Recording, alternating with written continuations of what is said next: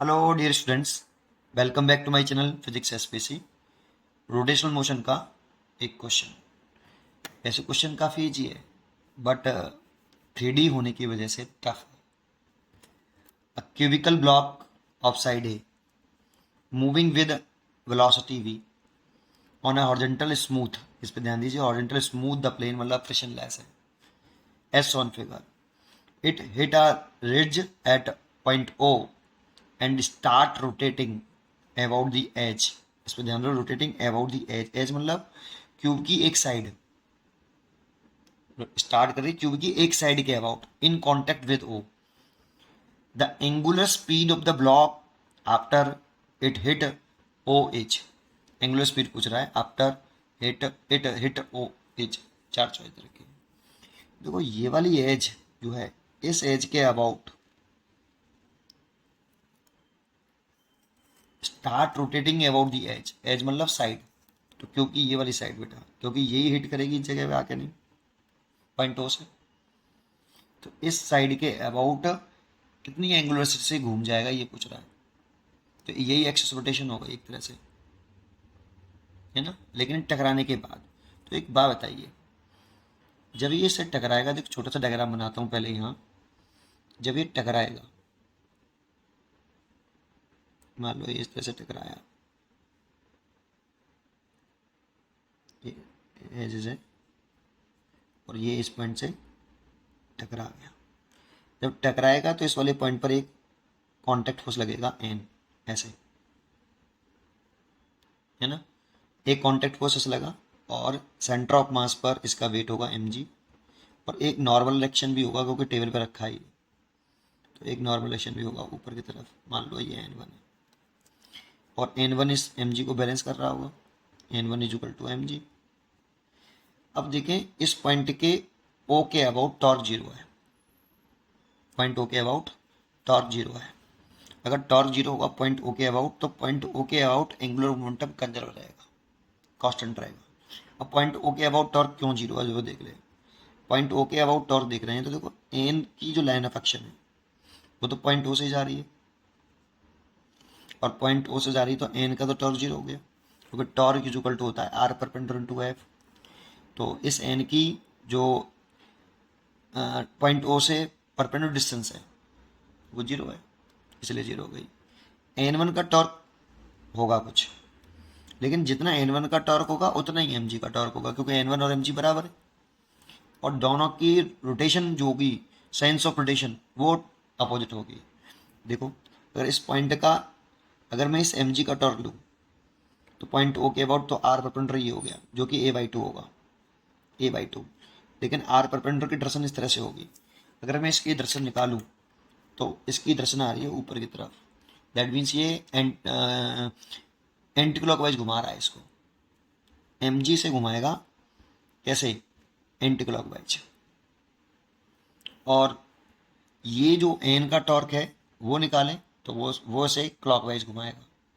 लेकिन ये दोनों टॉर्क, मतलब इसकी एक की डायरेक्शन नीचे आ रही, तो एक की मान लो एम जी की डायरेक्शन नीचे की तरफ आ रही है, एम जी की डायरेक्शन, टॉर्क की डायरेक्शन ऊपर की तरफ आ रही है, तो एन वन का टॉर्क नीचे की तरफ आ रहा है और इंटू A/2, और एम जी का टॉर्क ऊपर की तरफ आ रहा है इंटू A/2। लेकिन एन वन और एम जी बराबर है, और एक ऊपर एक नेगेटिव नीचे है, तो इसको मान लो नेगेटिव मान लेता हूँ, इसको पॉजिटिव, है ना।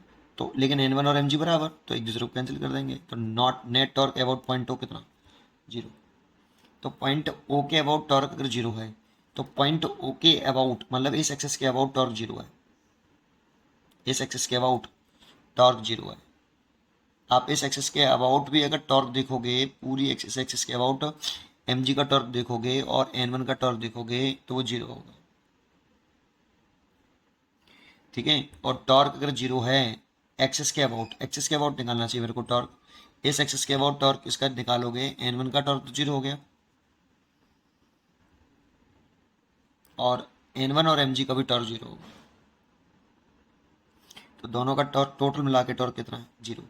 इसीलिए टॉर्क अगर अबाउट ओ जीरो है, तो एंगुलर मोमेंटम ओ के अबाउट कैसा रहेगा, कांस्टेंट रहेगा। एंगुलर मोमेंटम कैसा रहेगा, कांस्टेंट। तो अगर एंगुलर मोमेंटम कांस्टेंट है तो इनिशियल टकराने से पहले और टकराने के बाद एंगुलर मोमेंटम कांस्टेंट रहेगा। एक पॉइंट तो ये है। अच्छा, इनिशियल एंगुलर मोमेंटम लिखें पॉइंट ओ के अबाउट। तो देखो ये केवल चल रहा है, घूम नहीं रहा है। तो चल रहा है तो और सेंटर ऑफ मास पर इसकी वेलोसिटी है। तो एंगुलर मोमेंटम का जो एंगुलर मोमेंटम का जो फॉर्मूला होता है वो दो होते हैं। एक होता है L is equal to M V R perpendicular, और एक होता है एल आवर आई ओमेगा। ठीक है, तो हम ये लगा सकते हैं एम वी आर परपेंडिकुलर। तो इसका शुरुआत में लगाएं तो एम, क्यू का मास मान लिया एम, वी ये है तो इस पॉइंट के अबाउट इसकी लाइन ऑफ एक्शन, जो वेलोसिटी की लाइन ऑफ एक्शन है, वहाँ से इस पॉइंट ओ से परपेंडिकुलर डिस्टेंस देखनी होती है। देखो ये परपेंडिकुलर डिस्टेंस हो गई, आर परपेंडिकुलर हो गया। ये इस वेलोसिटी की लाइन ऑफ एक्शन पर हमें परपेंडिकुलर ड्रॉ करना होता है, तो ये परपेंडिकुलर हो गया, जो कि इस क्यूब के साइड ए है, तो ये जो आएगी ए बाई टू, इसलिए M V A by two, M V A by two equal to, अगर मैं एल एफ लिखूँ तो देखो ये लिखना चाहें तो इसके बाद टकराने के बाद जब ये सेट टकराएगा तो इस एक्सेस के अबाउट इसके इसी में कर देता हूँ, यहीं टकराने के बाद मान लो ये टकरा गया यहाँ, ठीक है, टकरा गया तो ये इस एक्सेस के अबाउट घूमेगा बेटा। तो इसी एक्सेस के अबाउट मेरे को मोमेंट ऑफ से लेना है इनटू ओमेगा। टकराने के बाद ये इसकी ये वेलोसिटी तो जीरो हो जाएगी, टकराने के बाद ये रुक जाएगा, चलेगा नहीं आगे, ये वेलोसिटी जीरो हो जाएगी टकराने के बाद। लेकिन जिसे टकराया तो ये घूम जाएगा बेटा ऐसे, और इस एक्सेस के अबाउट घूम रहा है ये, ठीक है, नहीं इस एक्सेस के अबाउट ऐसे घूम रहा है, ठीक है, इस एक्सेस के अबाउट ये घूम जाएगा। तो इस एक्सेस के अबाउट अगर घूम रहा है तो इस एक्सेस के अबाउट मोमेंट ऑफ से लेंगे, क्योंकि हम एंगुलर मोमेंटम इसी के अबाउट कांस्टेंट है, तो इसी एक्सेस के अबाउट मोमेंट ऑफ से लेंगे। बस इस मोमेंट ऑफ इनर्शिया निकालने में कंसेप्ट है।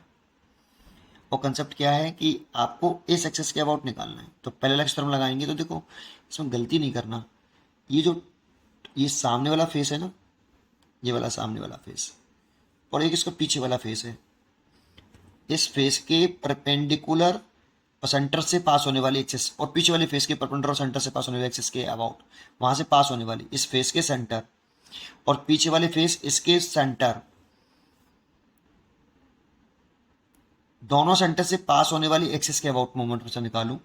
देखो ये कुछ ऐसे बनेगी, मान लो इस फेस का सेंटर ये है, एक एक्सिस यहाँ से पास हो रही होगी, और दूसरे फेस का सेंटर ये है तो एक एक्सिस यहाँ से पास हो रही होगी ऐसे, फिर वहाँ से निकल गई होगी पीछे से निकली होगी, और ये आगे से यहाँ से निकल गई होगी ऐसे। एक कमरे में खड़े होकर सोचना आप इसको, है ना, और एक एज है, तो ये हमें परपेंडिकुलर सेपरेशन ये वाली लेनी है, ये वाली। तो बच्चा ये सोचता है कि ये क्यूब है, और क्यूब है तो ये सेंटर से कॉर्नर तक की डिस्टेंस नहीं लेनी है बेटा।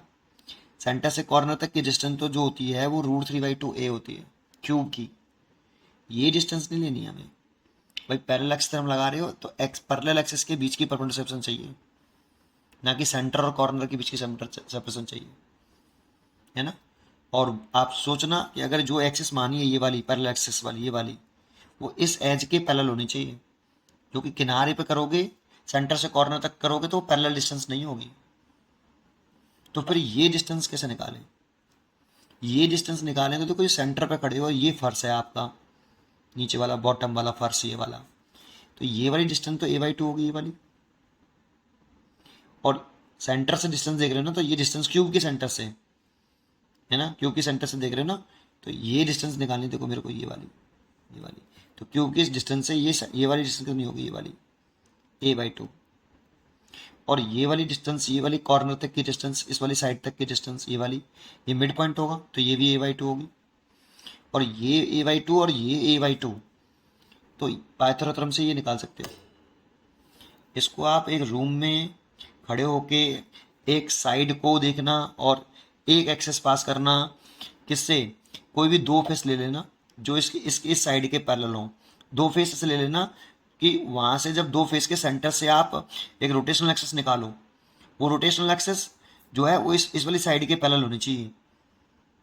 फिर वहाँ पे खड़े के सोचना आप कि ये डिस्टेंस कितनी हो सकती है ये वाली, और इसे कैसे निकाल सकते हैं, तो आप सोचोगे तो ये a/2 दिखाई देगी और ये a/2 दिखाई देगी।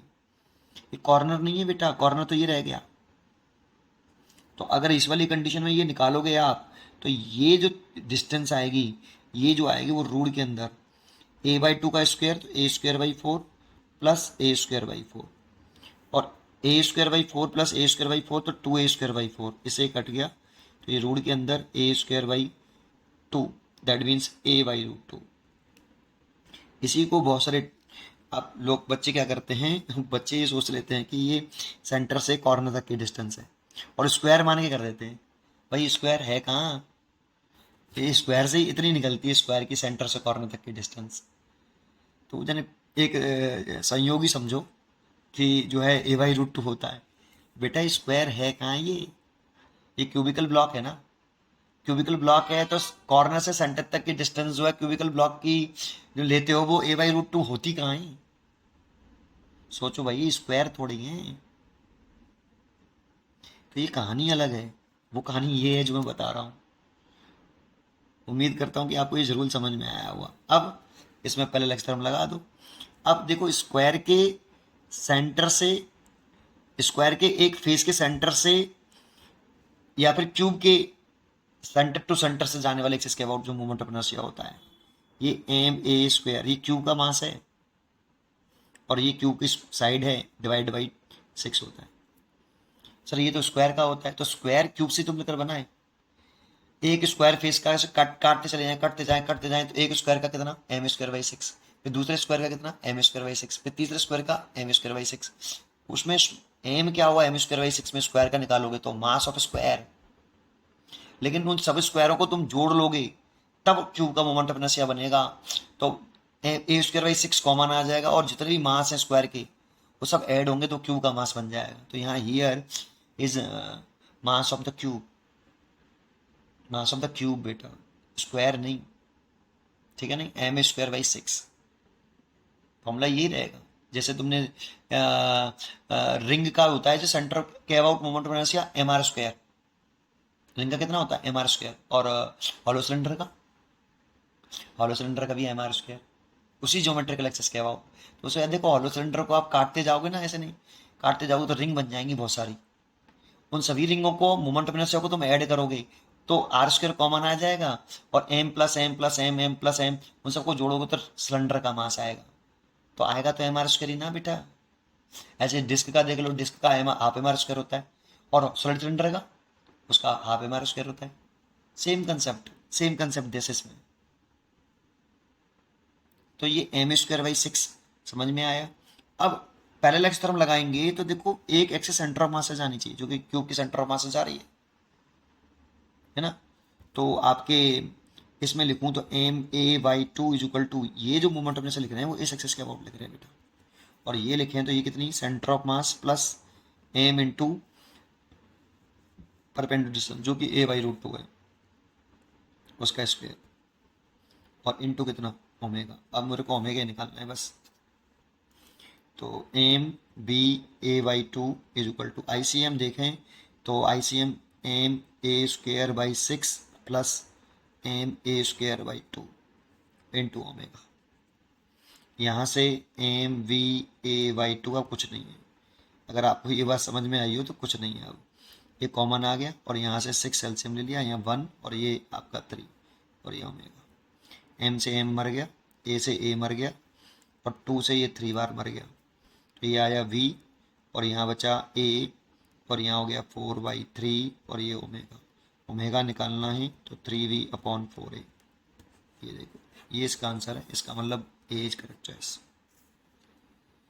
इसको फिर मैं कह रहा हूँ, ये एज के अबाउट निकालना है, एज को, एज मतलब साइड के अबाउट, और साइड के एक्सिस के अबाउट पैरेलल थ्योरम लगानी है तो इस साइड के एक्सिस के अबाउट मोमेंट ऑफ इनर्शिया निकालना पड़ेगा। और इसके अबाउट निकालें तो ये जो आप इस एक्सिस को देख के इस एक्सिस के पैरेलल एक्सिस बनाना जो सेंटर ऑफ मास से जाए। जब आप बनाओगे इस एक्सिस को देख के कमरे में खड़े हो जाना और एक एक्सिस ले लेना कि यहाँ के अबाउट पलट रहा है, मान लो कि पूरा कमरा ही पलट रहा है आपका, है ना। सोच लेना कि कमरा टकरा रहा है उससे, रूम टकरा रहा है और इसके अबाउट पलट रहा है, तो आप चेक करना कि एक ऐसे एक्सिस बनाओ जो इस एक्सिस के कैसे हो, पैरेलल हो।